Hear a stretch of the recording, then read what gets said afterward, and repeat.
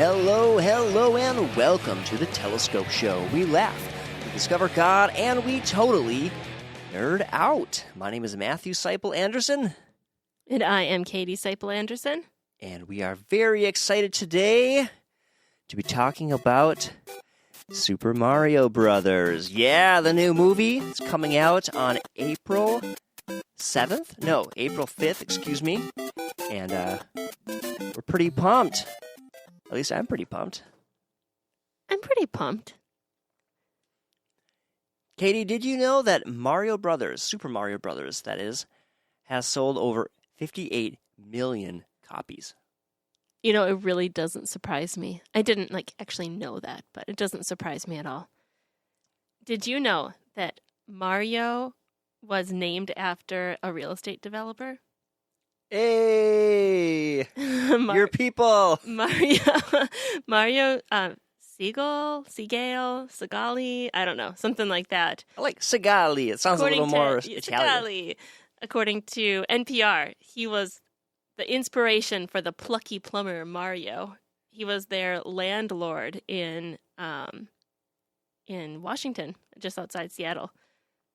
Huh.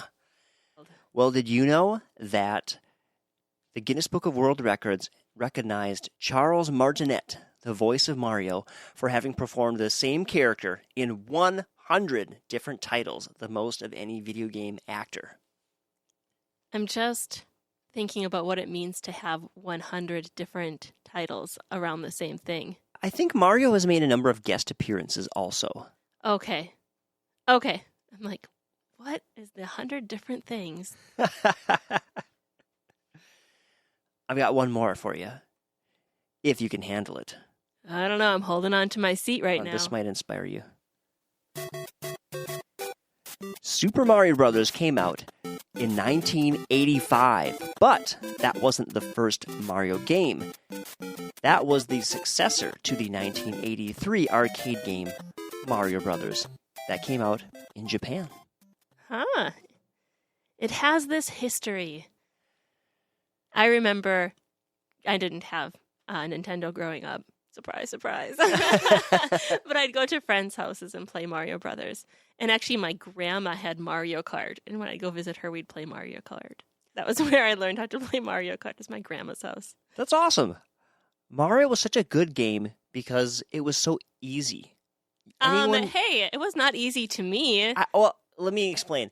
It was easy to learn how it worked. I mean, you just run the guy forward, you jump on the bad guys, they die. But there's all these secret things, though. That's true. If you knew exactly where to jump, there was special treasures or whatever. There were secret little places where you could get coins or you could warp ahead.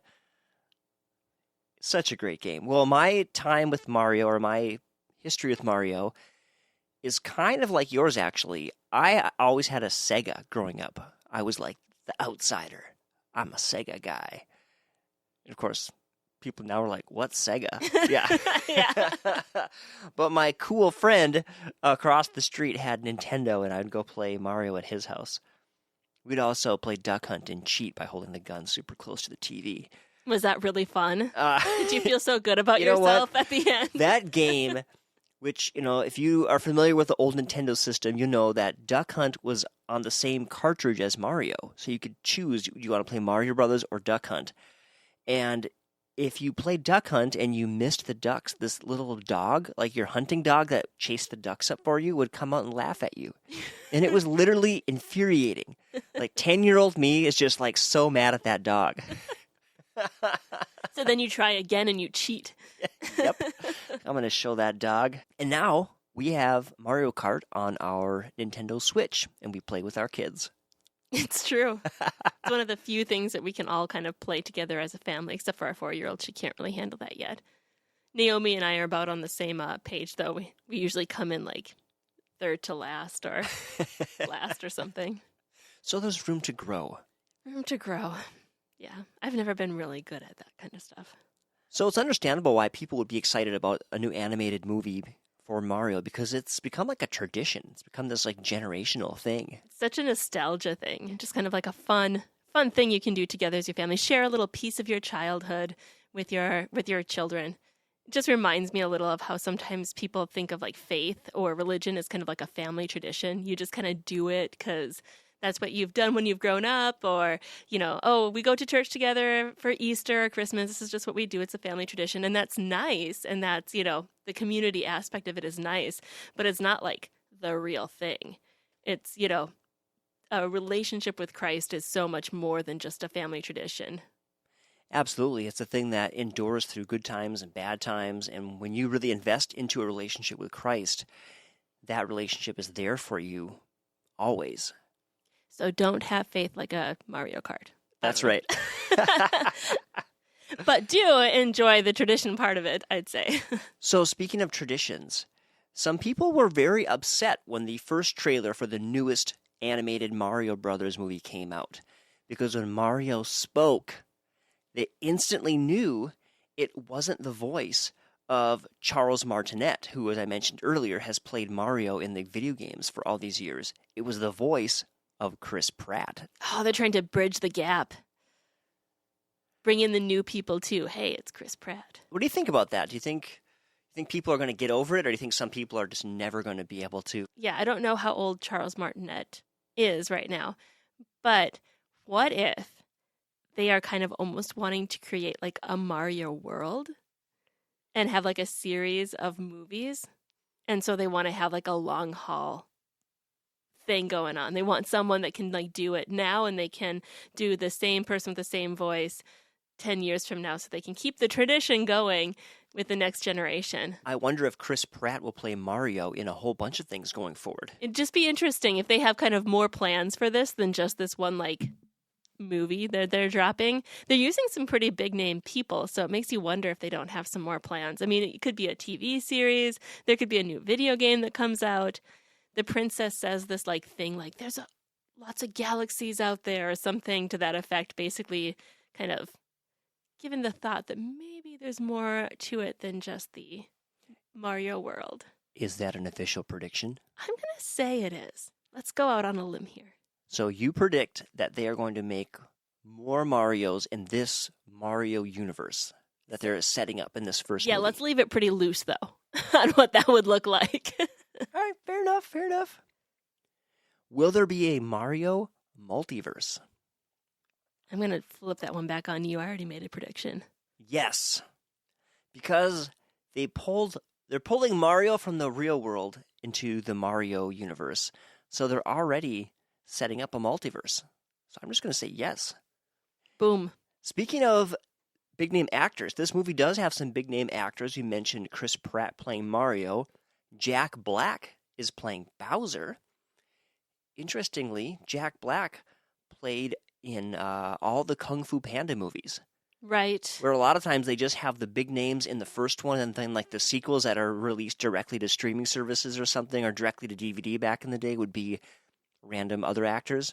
But yeah, Jack Black stuck with Kung Fu Panda, so maybe Chris Pratt's got a feature. I read someplace that he's going to be doing like a singing number or something. Yeah, I read that too. Of course he is. It's Jack Black. It can't be Jack Black without that. Love it. Also, Keegan-Michael Key from the comedy duo Key and Peele is going to be playing Toad. Anya Taylor-Joy, Princess Peach, and Seth Rogen, who's another big name, playing Donkey Kong. Donkey Kong. My question is, does Donkey Kong speak? Doesn't he just grunt? I don't know. Will it be like an I Am Groot scenario where he just grunts and makes animal noises, or is he actually going to talk? I'm not sure. I Am Groot talks. You mean Groot talks?